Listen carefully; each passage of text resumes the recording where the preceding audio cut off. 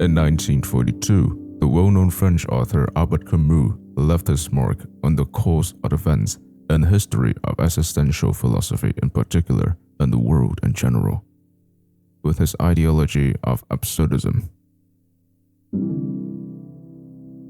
Nearly a century later, Camus' most famous work is once again blowing onto the internet.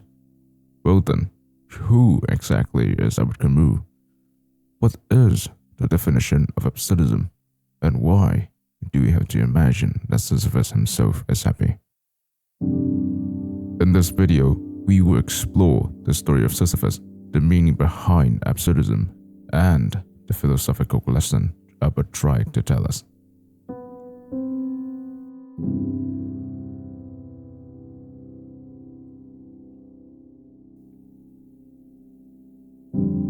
Albert Camus was born on November 7, 1993 in Mondovi, Algeria. He was a French novelist, essayist, and playwright. He was also best known for novels such as The Stranger, published in 1942, The Plague in 1947, and The Fall in 1956. For his work in leftist causes, he received the 1957 Nobel Prize for Literature. Albert had a rather harsh kind of childhood. Less than a year after Camus was born, his father, an impoverished worker, was killed in World War I. His mother, of Spanish descent, did housework to support her family. Camus and his elder brother Lucien later moved with the mother to Algiers, where he spent most of his early years. His first collection of essays, published in 1937, The Wrong Side and the Right Side, described clearly his daily childhood life along with his grandmother and his paralyzed uncle in portraits. In 1998, Camus entered primary school and met Louis Germain, his teacher to whom he dedicated his Nobel Prize to. Albert later pursued sport in high school. However, several severe attacks of tuberculosis ended it. Then he decided to live on his own, working multiple jobs while registered as a philosophy student at the University of Algiers.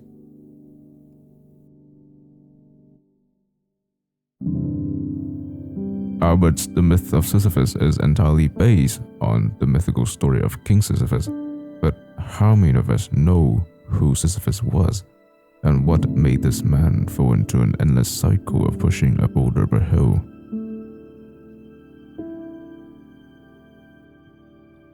Sisyphus was the founder and king of Ephyra, which is now Corinth, located in south-central Greece.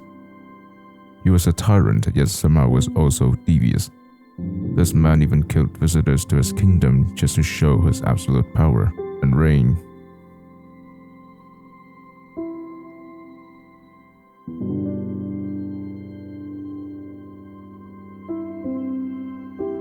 This greatly angered even the gods themselves. They sent Hades to strangle him, yet Hades got strangled back by his trickeries. And as you may already know, when Hades is strangled, absolutely no one can die. The incident resulted in several problems on the land of the living. Tribes couldn't sacrifice their virgins to God. The sickened struggled in pain, for they could not perish away, up until when Ares came to aid, and Sisyphus agreed to release Hades.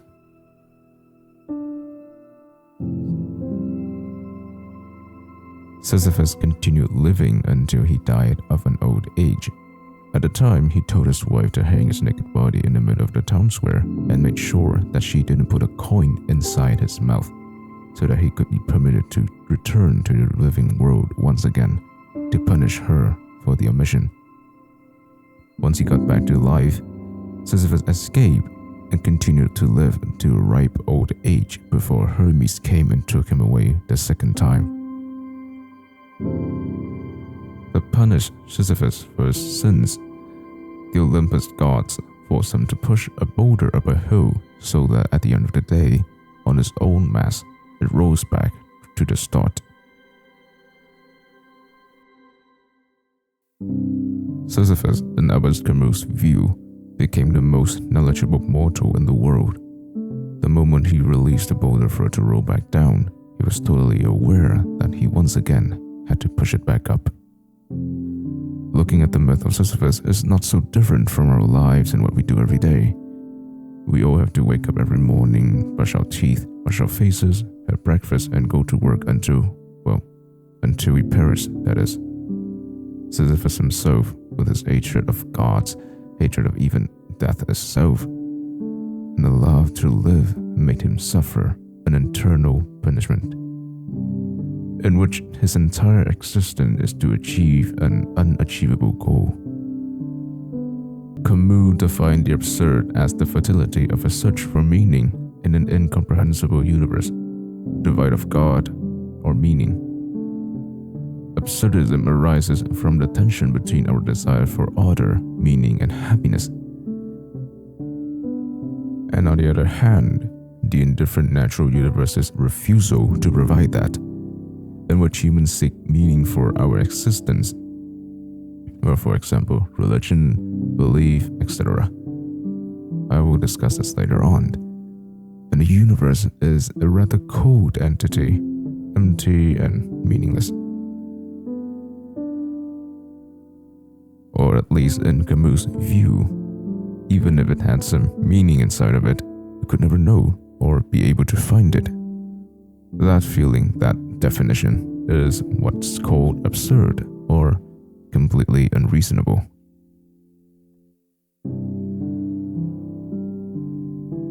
Well, to understand the meaning of absurdism, let's imagine a little fish swimming side to side in a huge tank. We then beg the question, why was the fish born in a tank? Or was there an omnipotent entity who put the fish inside of the tank from the start?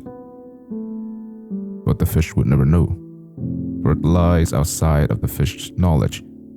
Despite that, the fish itself still tries to swim around to find the meaning of its existence. And of course, there's absolutely nothing like that inside of the tank.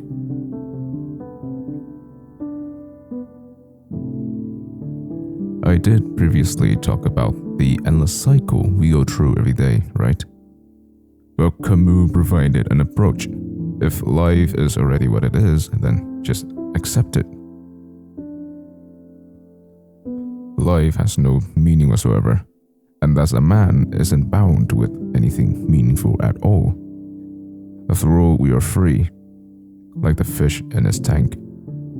That fish can choose any meaning for its own existence.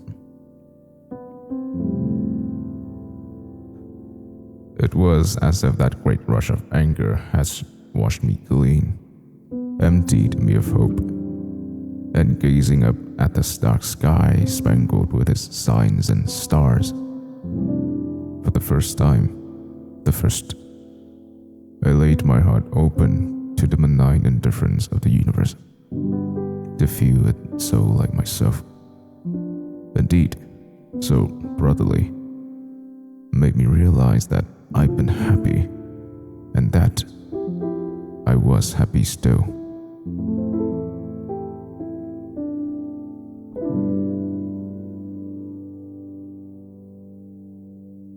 According to Camus, Sisyphus was aware of the absurdity of the punishment, but the only thing he could do was to accept it and view it as his own meaning. The attitude of calmly accepting the absurdity of life and revolting against it with our own meaning, not letting the absurdity make us lose the motivation to live, was what Camus tried to tell us. And so, at the end of the essay, Albert Camus ended The King's Suffering with an infamous quote.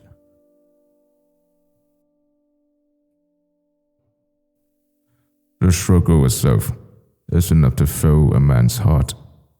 One must imagine Sisyphus happy.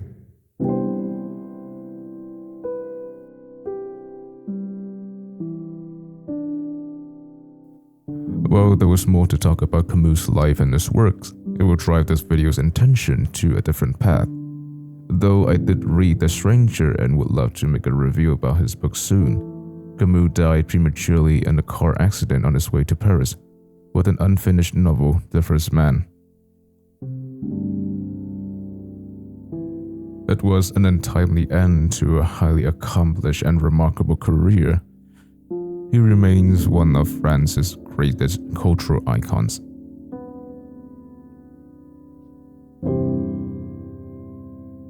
This is the first ever analytic project that I've ever worked on. The channel will post more videos analyzing different philosophical, historical, and economic topics. As of now, thank you for watching.